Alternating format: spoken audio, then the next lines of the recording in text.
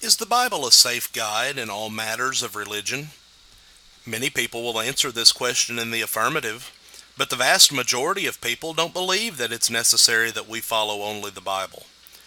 Many claim that one's conscience is a safe guide. As long as they feel good and do not violate their conscience, they think everything is all right, even though the Bible may not teach certain things. Still others believe in following their feelings. Their reason for believing that they are saved is that they feel they are saved.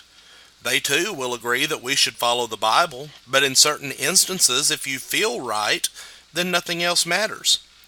Then we are reminded by some of the value of church creeds and disciplines and confessions of faith, catechisms, and the like. They argue that these are necessary for a proper understanding of the Bible. They also claim that they help pronounce and define certain Bible doctrines that are rather obscure. Of course, they don't completely object to or reject the Bible, but they feel that these additional helps are necessary.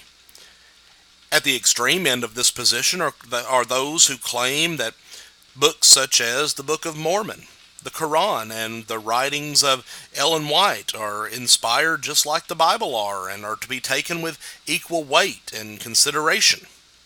However, in view of all of the facts, we must stand opposed to these.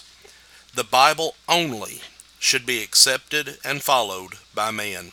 Anything else constitutes an addition or a change in that which has been given and approved by God. We believe that the Bible thoroughly furnishes us unto all good works, 2 Timothy 3 and verse 17. But why do we need only the Bible?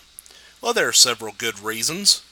The first, the Bible is the seed of the kingdom. In Luke 8 and verse 11 it reads, "Now the parable is this, the seed is the word of God.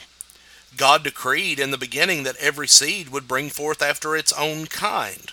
And since every seed produces after its own kind, and the word of God is a seed, then it follows that the Bible only produces Christians only." Another thing about a seed that we should notice is that it brings forth only one thing. Never have you seen a seed that produces two things. So it is with the Bible. It produces only one thing. The Bible did not produce all of the religious confusion and the plethora of churches that are in the world today. These exist as a result of another seed being planted by someone other than God.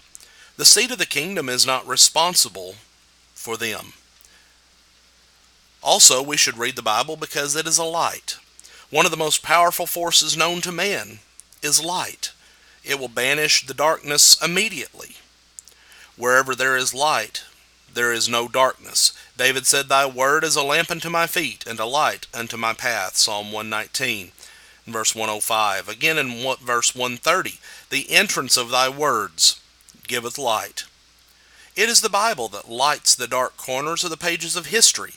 Such questions as, where did man come from? Where is man going? Is there life after death? All of these things are found nowhere but in the Bible. The Word of God, the Bible, is also the sword of the Spirit. In Hebrews 4 and verse 12, "For the Word of God is quick and powerful, and sharper than any two-edged sword, piercing even to the dividing asunder of soul and spirit, and the joints and marrow, and is a discerner of the thoughts and intents of the heart." The Bible is a Christian's defense. The Bible is what destroys the false and the untrue. However, many do not properly handle it, and they are handling it to their own destruction. And finally, the Bible is the mirror of the soul. James 1 and verse 25 it reads, "But whoso looketh into the perfect law of liberty, and continueth therein, he being not a forgetful hearer, but a doer of the work, this man shall be blessed in his deed."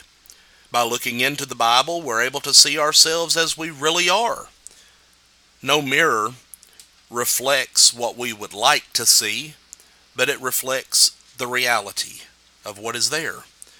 When we look into the mirror of the Bible, it reflects the way that we really are.